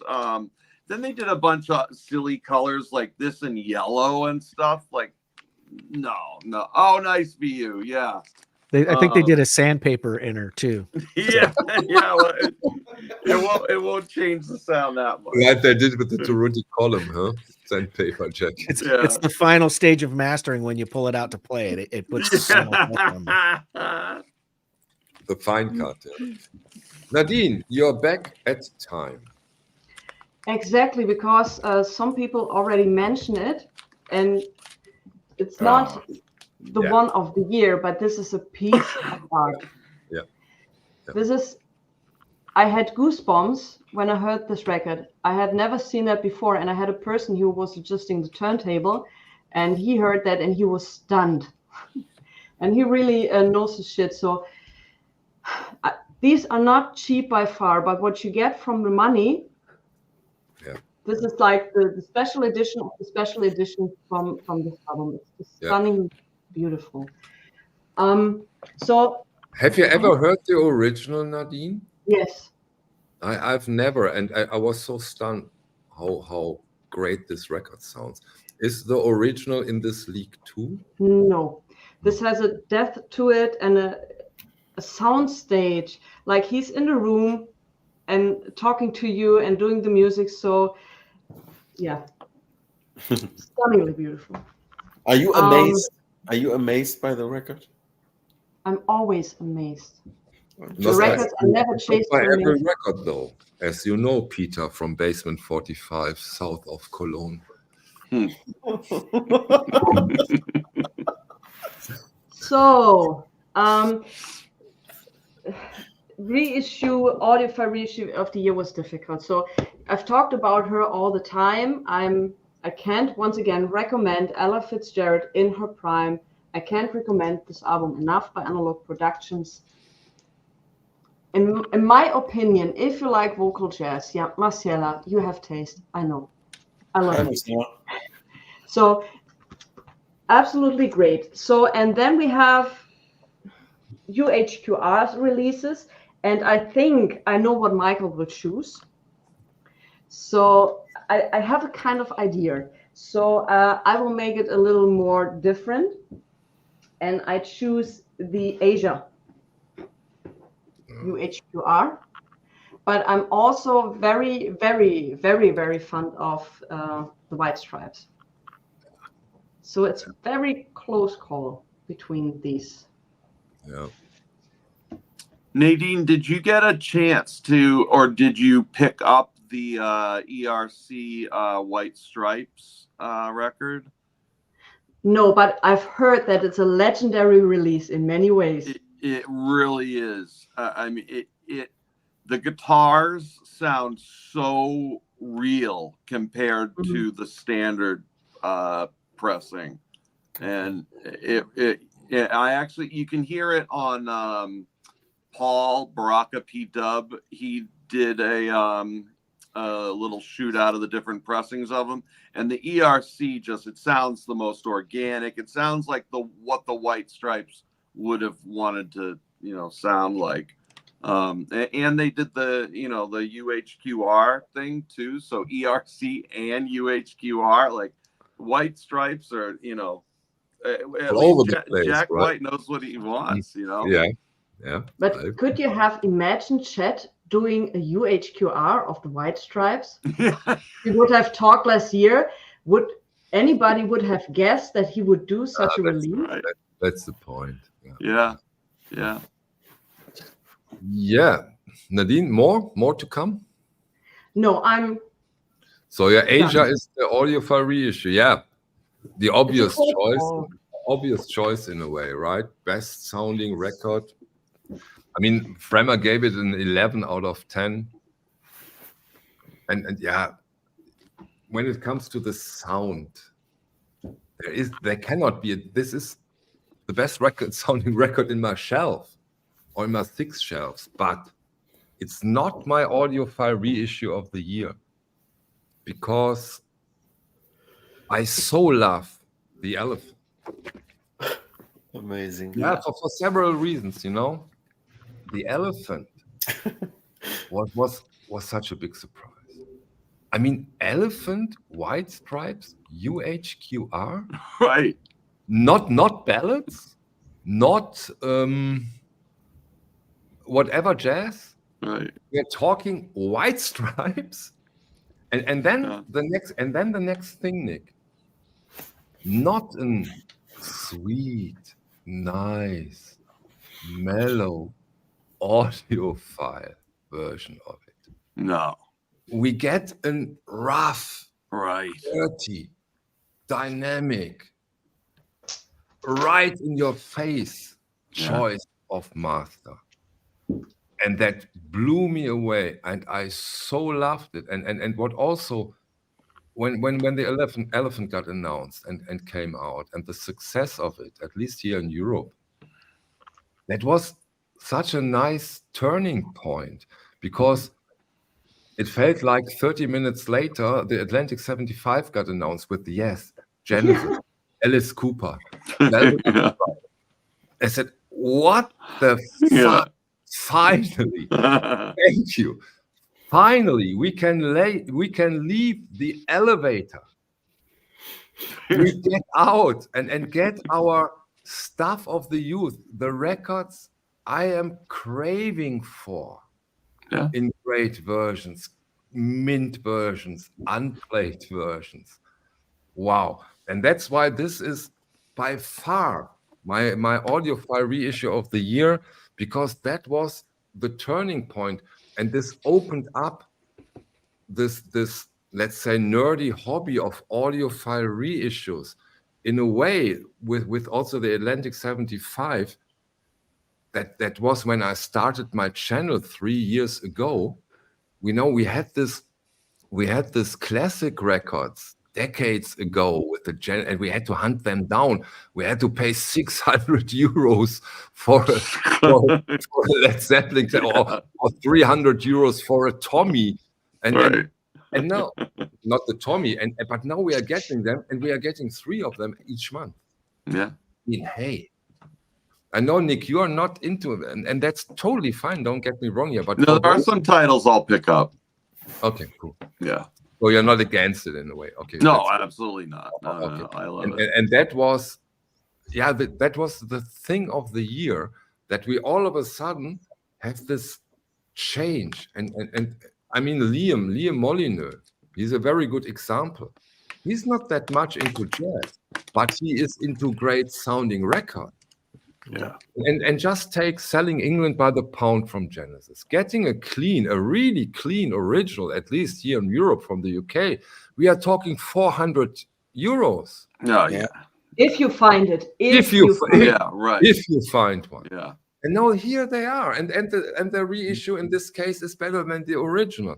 Or take the Lamp Lies Down on Broadway. I mean, look at this box set. It kills the original. I have never heard a bigger difference between a reissue and an original. Maybe George can explain. On the side of the reissue, it's unbelievable how much better the reissue is. I don't know if it's only the 45 in this case, but that's unbelievable. So this started for me with the elephant, and that's why it is my reissue of the year. Bang, I'm done. Sorry, but Chad sped things kind of up. Didn't he wanted to do only like two a month in the very beginning when he announced them? But you have to be aware of the process. The process of this series was so long. 1 year before he did the final announcement, we did a live stream. We did a live stream here on my channel, and he said there will be a huge announcement soon. And it again took 1 year until he was ready, because there was a lot of changes and thoughts and yeah, but finally we have them. Now we have 9 of them, and the next ones are coming in 6 days, 7 days. Ray Charles, Otis Redding, I'm over the Alice Cooper, don't forget the Alice Cooper. I mean, an audio of Alice Cooper. Hey, come on. And Peter, don't make the mistake twice. I already pre-ordered these as well. Yeah, maybe I order them at Michael's shop. Maybe we'll see about that. Okay, what did we miss? Can I bring up a topic? Of course you can. So I started to do some videos in German, and I said to the audience, if you have any ideas you want me to talk about, just write me a message. And I actually got overwhelmed by messages from people who collect for decades. And I said, honestly, I can't afford original pressings anymore. They're getting super expensive. And the thing is, it depends on what original pressings you're looking for. There are very wide original pressings you can get for 5 to 10 euros, but there are, of course, original pressings like Dark Side of the Moon, which is now between 1,200 and 4,000 euro. Yeah. And I've had a great example with this record. I have seen this record in 2016 and 17 2 times for like 40 euro. And like 4 weeks ago, a friend of mine was in London, and he called me from a record store, and he was like, hey Nadine, back then, did you buy the Betty and D record? Say you did. And I said, no, I did not, but why? Well, I see it here in the record store right in front of me. And I said, great, why don't you get it for me? How much is it now? 75 euro or pound? And he said, it's now 245 pounds. What? Are you kidding me? And he said, no. And I said, this is the record store, the pricing, this is horrible. Get out there soon. And he said, you forget something. Because I said, nobody knows of this record. This is like a secret thing. You know, this is a great record, blah, blah, blah. And he said, what you forget is with all the Facebook blogs, internet groups, YouTube channels, all these kind of secret records we got back then cheap are now exploded in price because the amount of original pressings is not getting more. And so more people want it. And so the price explodes. And so my thing is, if you want an original pressing of something and it's now kind of still in your budget, my recommendation would be go and get it. Yes. Because original pressings are not getting cheaper. It's not the end of the tunnel yet. We are still in this curve, and there's still a lot of air to go up there. And if people collected for decades. And I said, I found an original UK first pressing in near mint with all the posters and everything for 10 euros back in the days. Forget it. You won't find it again for 10 euro or for 100. Never. So my recommendation would be, because I called around and a friend of mine in Spain had it and he made me a fair price, because I know when I find this record again, maybe in 2 years, I have to pay at least 200 euros more and get it in not the best condition. Because if you have the good copies in your collection, you won't get out of these collections for a long, long period of time. So this is my opinion on this, because I was stunned of how many people complained about the pricing from original pressings. An original is only an original once. I mean, there's only one original. That's There's only so many of them that are out there, Right? And there's only so many of them that are out there in the kind of condition Right. that people want to buy. Yeah. Yeah. And there's another point. There is no way that there will be more, but every day there will be one or two less. Yeah, Because it yeah, was an yeah. accident or you threw away By whatever. Less Yeah. and less and less every day. Yeah, it's a sad Sometimes thought. they end up at Nick Pantasy's place. Yeah. They are gone for good. Yeah. And a lot of people, if it's a record that they want, they'll go buy 2 or 3, 4 or 5 copies of it and have them just in case, because you never know. You never, You can go to a record store nowadays and say, could you please order me like 5 copies of Black Sabbath Paranoid UK first pressing? It's no way to do that. Yeah, And so, I do understand that people who collect for decades are getting angry because the pricing is exploding, but it's not going to change. It's not going to change. Yeah, that's true. That puts us to a point for the closing round. I think we are almost here for 2 hours, but we have some time for this. I think this is important, and I like to do it. 2023, as I said at the very, very beginning, when Nadine was still sleeping and Nick had technical difficulties. I made it.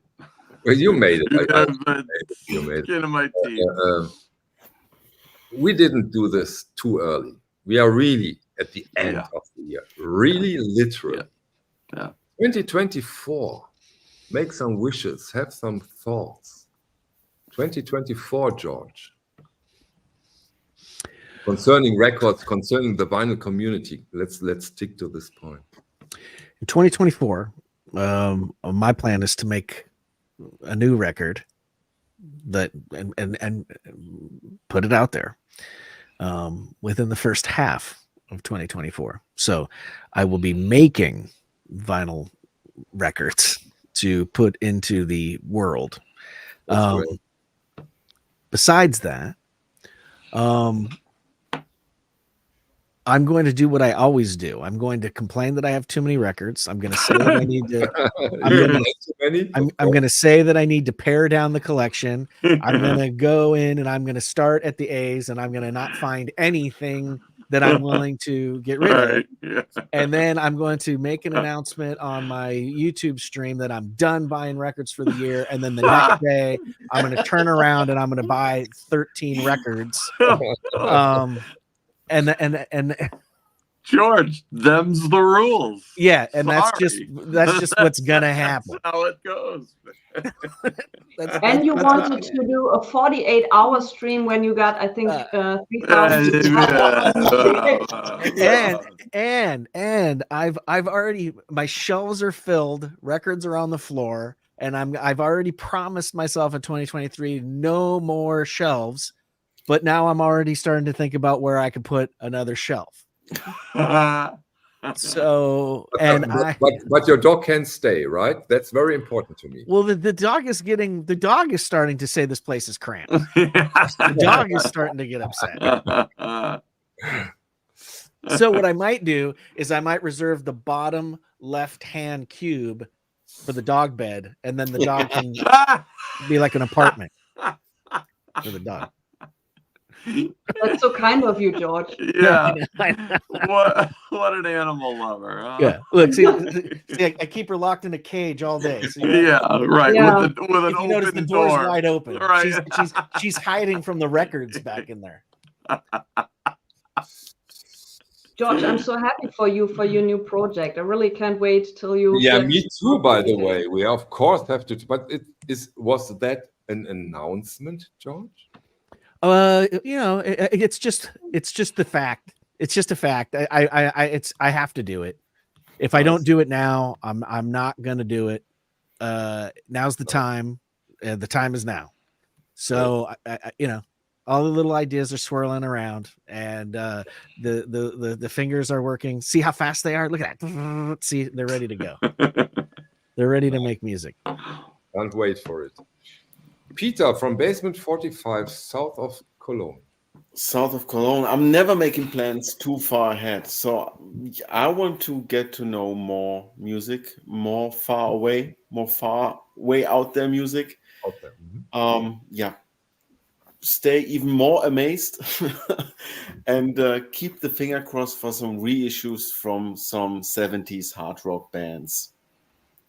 So that's maybe the thing I'm looking for in 2024.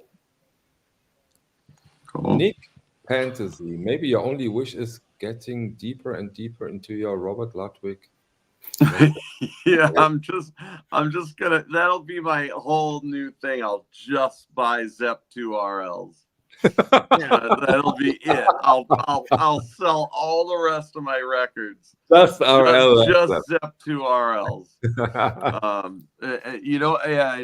I didn't show Nadine. I got a really clean copy. I'm so jealous. Yeah. I'm Nadine so is the perfect person to show a Led Zeppelin, by the way. I love Led Zeppelin. I always wanted to have one, and I'm so jealous. And I'm so happy for you, Nick, that you got one. But look Thank you. Look, Yeah, it's look so at the clean. spindle hole. It tells you. The whole story. Yeah.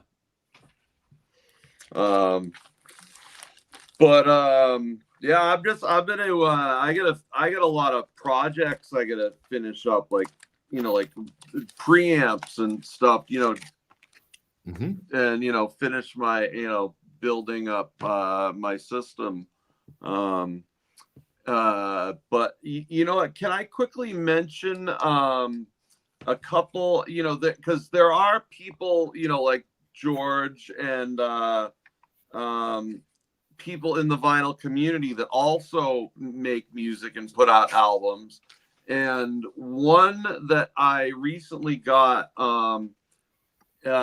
is Material Objects, and this is Dom, from his channel is called Seeking a Thread. You always can mention him because he is a fantastic person and has a fantastic channel. Yep. Yeah. And this record, it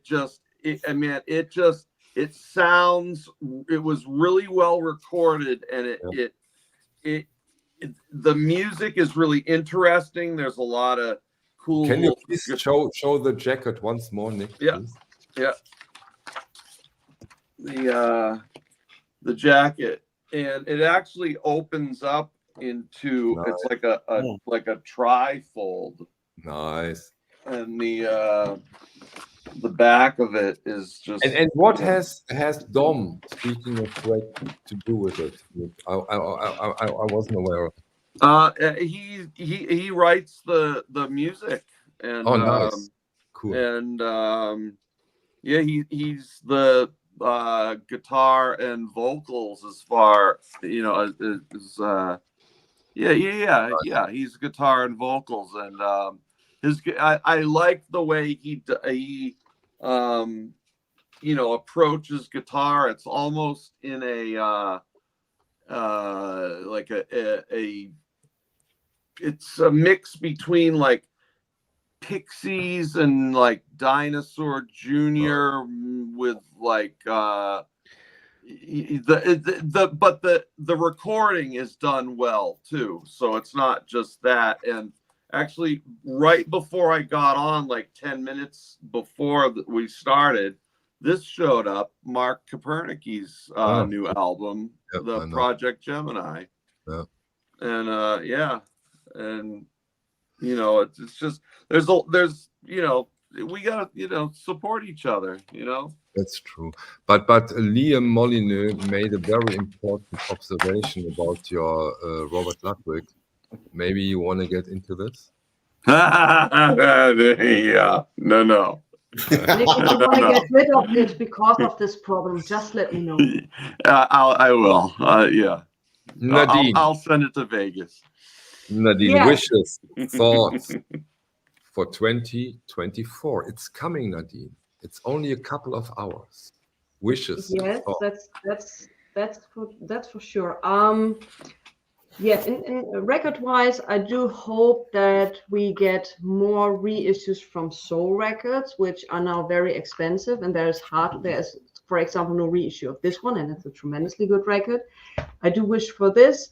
I'm still hoping for Aretha Franklin on Atlantic 75. I keep my fingers crossed. And I think you're not alone on this one. Sorry? You're not alone on this wish. Yeah? Yes, I think so too. And of course, yes, I love Led Zeppelin. This is one of the rock bands I've loved. And I always wanted a Robert Ludwig cut, but I couldn't find one in a good condition. So Nick, once again, I'm jealous. That would be also great on UHQR. I know many people want that. And I do hope that Chet set the bar so high for these 75 releases. So far, for me, there was no disappointment at all. And I do hope that he can continue this standard, because I'm so happy that I'm decided for myself to get the whole collection, because for me, this is the best version available for this record, and it will be for a long time. Like we already mentioned, the tapes are not getting better. So, that's record-wise my wishes for 2024. Nice. Michael. Ladies and gentlemen, done it. Yeah, 2024. Are you going to get a mono cartridge in 2024? I hope I really hope I will get it in 2024, and I'm very excited too. That's true, Nick. Yeah, that'll be great. Thanks for mentioning that. I always forget. That will be, of course, a big thing for me when it comes to records.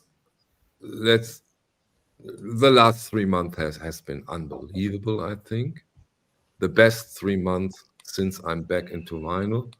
Yeah, when it comes to videos and stuff like that, I've made some amazing, stunning, and gorgeous experience on the German vinyl community. It was so beautiful doing those videos in German, so easy. The community over there is so cool. That was something I really, really enjoyed and will keep on doing. I hope that the OBC will strive more. We are such a crowd now, and an amazing group of people, almost friends, as this is possible virtual. Yeah, and then on the other hand, I hope that the VC will blossom and that we come up with new stuff, different stuff, try to find a way of doing videos a little different, not always the same. Try to do new things and open up.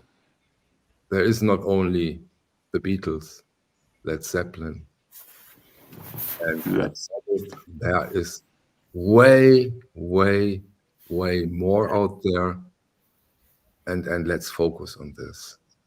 On the other hand, especially in the second half of the year, I met so many new people, new guys, George, Nick, Peter, Nadine. Just let's go on. Thomas Busk, Dave Parsons, so many cool guys. Let's just get on. Yeah, keep doing it. Nicely And said. also a big shout out to Peter, we are often doing these German streams too, and he's doing a tremendously fantastic job on these streams and getting these people together. Peter is fantastic. I can't praise you enough for this, and I mean this really honestly. You're doing a fantastic job on this. Absolutely. You guys are on the stream too, so thank you for being there and spending the time. Yeah, but with- you have the hardest part, you know. You have to look for the comments and all of this. So there's a big thank you to you too for your great work. I agree. You're one of the pillars of this German vinyl community, and yeah, I know this is a little bit special now, but yeah, there are other countries in the world. Where are they?